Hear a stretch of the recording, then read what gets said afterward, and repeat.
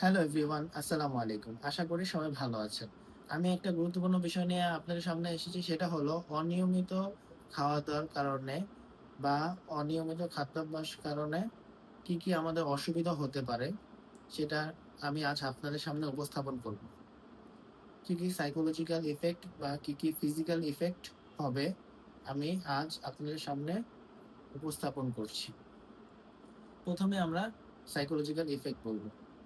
দৈনন্দিন কাজের ফাঁকে আমাদের খাবার খাওয়ার অভ্যাসটা কিন্তু সঠিক টাইমে গড়ে ওঠে না। এইটা পরে খাবো বলে ১ ঘন্টা কাজ করে তারপর কিন্তু পরে খাই।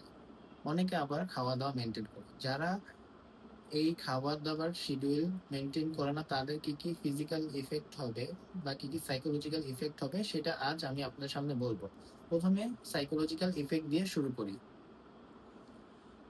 মনোযোগ এবং স্মৃতিশক্তি কমে যায়। আমাদের ব্রেইনের তখন এই অনিয়মিত খাদ্যাভ্যাসের কারণে ব্রেইনে পর্যাপ্ত পরিমাণে গ্লুকোজ পাস হতে পারে না। তখন কিন্তু এই মনে রাখা এবং স্মৃতিশক্তি কমে যায়। দ্বিতীয়ত হলো মেজাজ খিটখিটে হয়। আমাদের রক্তে এই শর্করা প্রবাহিত হয়। এই শর্করার তারতম্যের কারণে কিন্তু রাগ, মেজাজ খারাপ এগুলো বাড়ে। আচরণের অনেক বদল হয়। এরপরে হলো বিষণ্ণতা পড়ে যায়।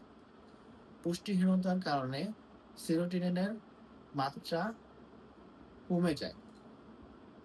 এতে করে মানসিক চাপ সৃষ্টি হয় এবং বিষণ্ণতায় পড়ে যায়।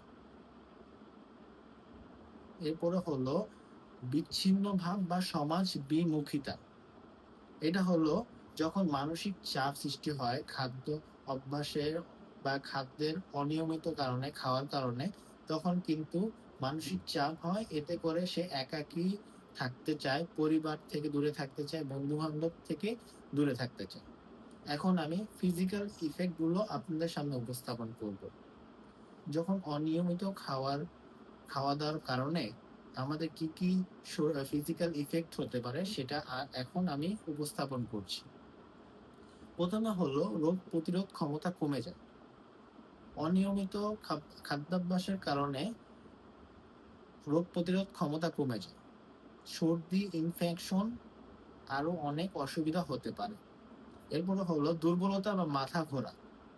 যখন আমাদের শরীরের পরিমাণ মতো খাদ্য পৌঁছাবে না বা অনিয়মিত হবে, তখন কিন্তু দুর্বলতা দেখা দিবে। এরপরও হলো চুল পড়া, ত্বক শুষ্কতা, রুক্ষতা দেখা দিবে। কারণ ভিটামিন বা মিনারেলের অভাবের কারণে চুল পড়বে এবং ত্বকের শুষ্কতা দেখা দিবে। এরপরে হলো হরমোনের ভারসাম্য নষ্ট হয়ে যাবে। এটা কিন্তু নারীদের ক্ষেত্রে। এইজন্য বলছি, সবাই নিয়মিত বা সঠিক সময়ে খাবারটা খেয়ে নিবেন। কাজ করতেই হবে জীবনে চলতে গেলে।